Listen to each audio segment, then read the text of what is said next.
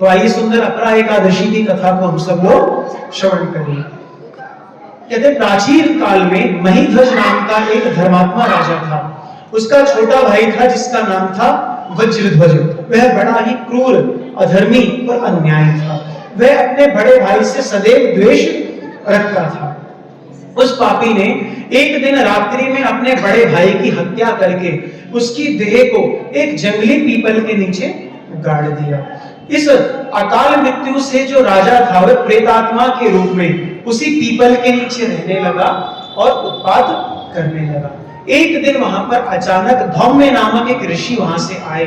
उन्होंने प्रेत को देखा और अपने तपोबल से उसके अतीत को जान लिया कि भाई ये कौन था, कहां से कैसे आया है, जान लिया। और कहते हैं अपने तपोबल से उन्होंने प्रेत के उत्पात का कारण भी समझ लिया।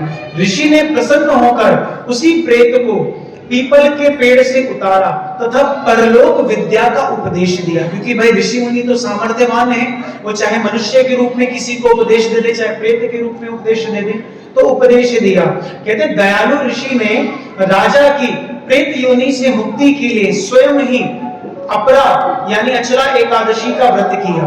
भाई राजा तो उस समय कौन सी योनि में था? प्रेत योनि में, और उसके परिवार का कोई व्यक्ति नहीं था। तो उन राजा के लिए व्रत किसने किया? उन्हीं ऋषि ने, धौम्य ऋषि ने व्रत किया। और उसका जो फल था, एकादशी का जो व्रत का पुण्य था, उसको क्या किया?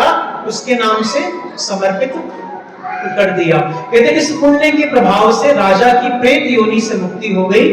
वह ऋषियों को धन्यवाद देता हुआ दिव्य देह धारण करके पुष्पक विमान पर बैठकर स्वर्ग में चला गया। कहते हे राजन, यह अपरा एकादशी की कथा मैंने लोक हित के लिए कही। इसे सुनने और पढ़ने से व्यक्ति सब प्रकार के पापों से मुक्त हो जाता है। श्री अपरा एकादशी की